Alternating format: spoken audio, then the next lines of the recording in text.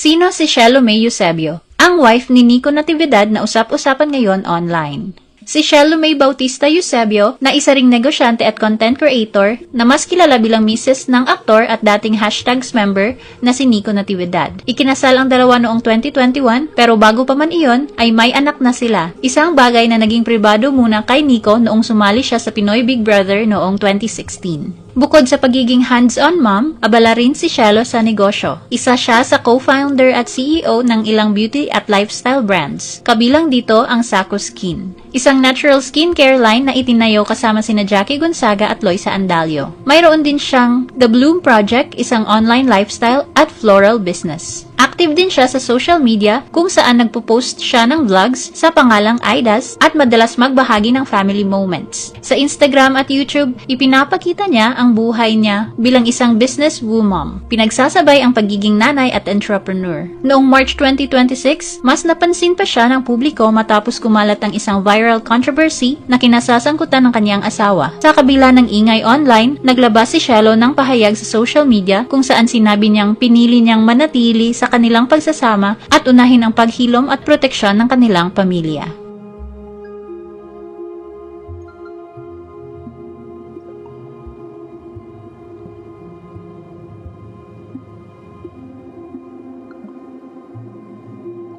Alam mo, naniniwala na akong komedyante to si Nico, no? Papatawa eh. Ganyan-ganyan yung mga mga manloko, iiyak-iyak. Saktan yarn. Kunwari pa kayo nasasaktan kayo. Hindi kayo nasasaktan. Ano lang yan? Show. Patawarin mo ko. Ganon yung energy na ginigive. Di convincing. Again, sabi naman niya sa interview, inamin niya, or nagsisisi siya kasi nahuli. Pero kung di nahuli yan, di naman naamin. Walang pagsisisihan. Tsaka, eto yung nahuli ha. Ano pa yung mga hindi nahuli? Well, buhay nyo naman din yan. Nakikialam lang kami. Tama. Ang akin lang, tigilan mo na yung pagko-contents mo ng mga bakla-baklaan. Tapos bumabayo ka pala ng hindi mo asawa. Bakla-baklaan para makascore. Ginagawa mong katatawanan yung bakla. Gawin yung katatawanan, yung mga sarili nyo na lang din. Kasi nakakatawa naman na kayo. Kumbaga, patawa ka nga eh. Nico Natividad, kadikit ni Alvin Aragon, natagpo ang patawa. Again, Nico, I'm calling you out. Tigilan mo na yung pagbabakla-baklaan. Huwag mo na kaming gamitin mga bakla para magpatawa. Gamitin mo lang yung sarili mo. Kasi ikaw, you yourself, patawa ka ni. Yun lang. Ayoko magmuha sa'yo. Magpamuha ka doon sa inano mong girl.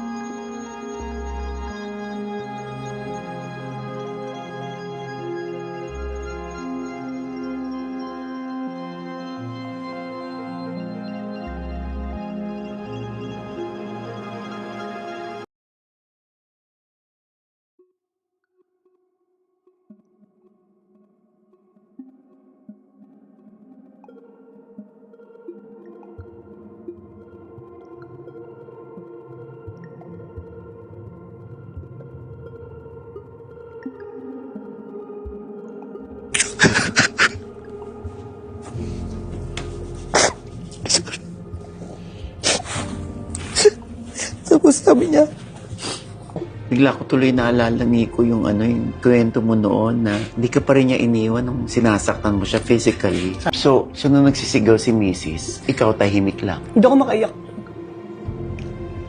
Ayaw mag-sing in. Ang nasa isip ko lang po talaga, wala na.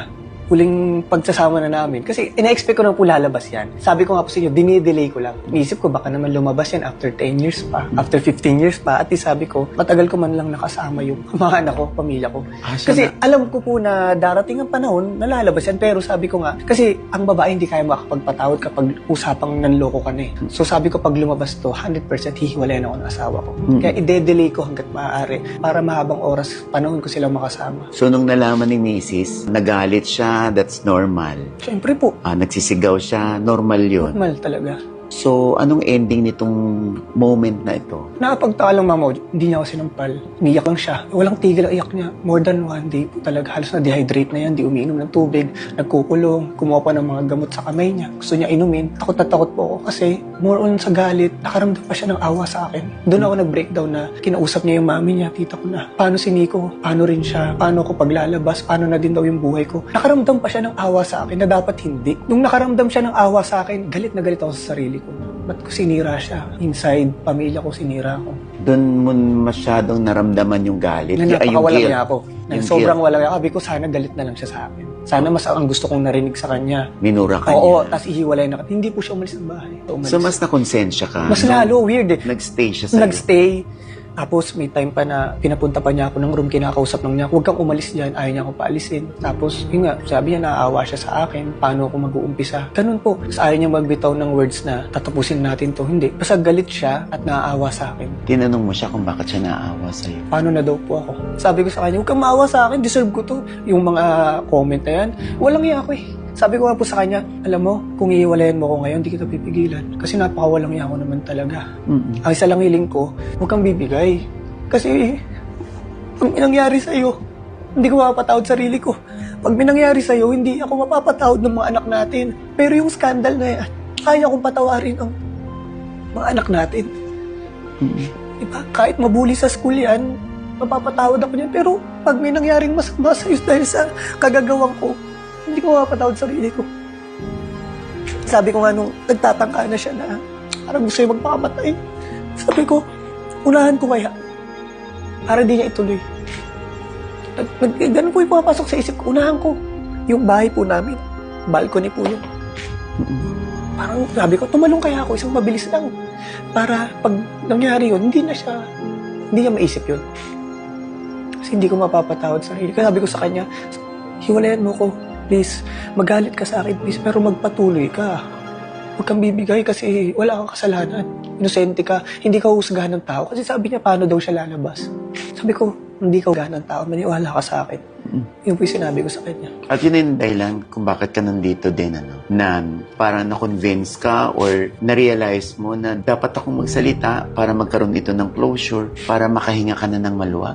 Kasi Mama Oji, nung pinatawad niya ako, nakaramdam din ako ng saya na natutulog ako ito lumilipas yung gabi araw na wala na akong dala-dala. Wala na akong takot na may lalabas ka. Kasi naamin ko na sa kanya, alam niya na lahat. May tulong din na ang sarap magpatuloy. Siguro dahil kaya ako masaya, dahil napatawad niya ako, kaya nakakaramdam ako ng saya. Siguro nagpa-interview din ako sa inyo kasi kawawa din yung asawa ko na nakakatanggap siya ng mga message na kaya mo tinitis asawa mo, kaya mo pinilit patawarin kasi siya bumubuhay sa'yo. No, hindi.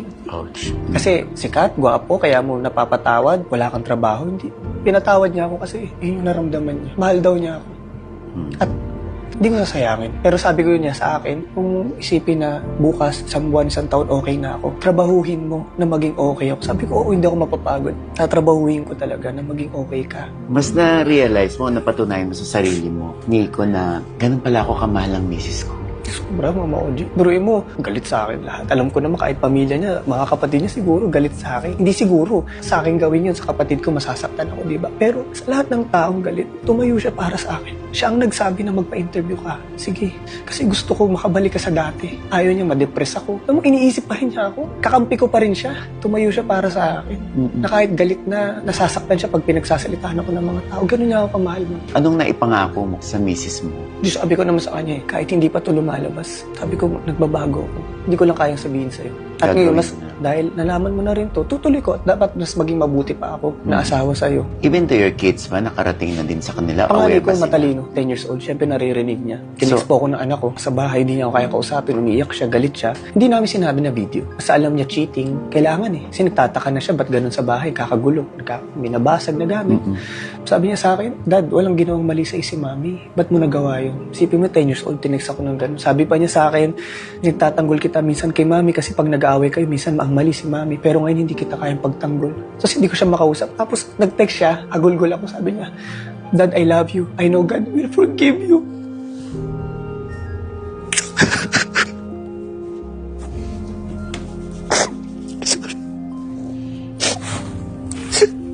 Tapos sabi niya sa akin, kapag ka wala na kayo ni mami, dadalawin kita. Siguro nararamdaman niya na siguro kinausap niya si mami niya. Sabi ko, no anak, ako dadalaw sa'yo. Kasi nga po, yung time na yun, tanggap ko na. Sabi ko sa kanya, sige, hiwalayan mo ko. Pero please, huwag kayo alis sa bahay. Hayaan niyo akong buhayin ko kayo. Kasi niloko na nga kita, nagawa na kita ng kasalanan. Hindi ko kaya pabayaan kayo. Hayaan niyo akong buhayin ko kayo. Yung sabi ko sa kanya, hindi siya kumikibo. Tapos siguro, dasal lang daw siya ng dasal. Tapos bigla na lang siya tumahan. Nagpayakap siya sa akin. Tuntua ako nun. Sabi ko, bakit siya ganito? Parang dapat galit ka eh. Iba yung pinapakita niya sa akin. Tapos kinausap niya na ako. Sabi niya, mahal kita. Gusto kitang patawarin. Pakita mo sa akin. Sabi ko sa kanya, sana kaya mo ako pinapatawad. Hindi lang dahil sa mga anak natin. Kundi dahil mahal mo pa ako. Bigla ko tuloy naalala, Nico, yung yung kwento mo noon na di ka pa rin niya iniwan nung sinasaktan mo siya physically. Sabi nga po niya sana sinaktan mo na lang ako kasi ang babae, sila, saktan ka, mag-drugs ka, magsugal ka, ubusin mo yung pera, kaya ka daw nila patawarin. Pero yung ang babae ka ganyan, mortal sin sa kanila yun. Sabi nga niya, noon pag naisip ko yun, sabi niya, wala na daw haniho, alis agad. Pero nung nangyari daw, hindi siya makaalis. Dahil iniisip ka pa rin niya. Sobra. Tila unbothered ang ilang aktor na nadadawit sa umano'y kumakalat na video scandal online. Kasama sa mga naispatan sa nag-viral na video noong weekend sina Aaron Villaflor, Ron Angeles, Nico Natividad at Hale Cuerva. Na-report din naman na 2025 pa ito unang lumutang. Wala silang direktang sagot dito pero si Ron nag-post noong Sabado ng litrato niya sabay caption na, "Relax lang kayo dyan." Sa panayam naman ng entertainment portal na PEP, giniit ni Aaron na board member ng Tarlac 2nd District na smear campaign ng umano'y video scandal. Mga eksena lang daw kasi sa Viva Max ang mga ito. Wala pa namang reaksyon sila Nico at Hill. Paalala lang ng sa mga kapatid labag sa batas ang pag-share ng mga pribadong video. Pinatawad niya ako. Nakaramdam din ako ng saya na natutulog ako ito lumilipas yung gabi araw na wala na akong dala-dala. Wala na akong takot na may lalabas ka. Kasi naamin ko na sa kanya. Alam niya na lahat. May tulong din na ang sarap magpatuloy. Siguro dahil kaya ako masaya dahil napatawad niya ako. Kaya nakakaramdam ako ng saya. Siguro nagpa-interview din ako sa inyo kasi kawawa din yung asawa ko na nakakatanggap siya ng mga message na kaya mo tinitis asawa mo, kaya mo pinilit patawarin kasi siya bumubuhay sa'yo. No, hindi yun. Ouch. Kasi sikat, gwapo, kaya mo napapatawad, wala kang trabaho. Hindi. Pinatawad niya ako kasi yun yung naramdaman niya. Mahal daw niya ako.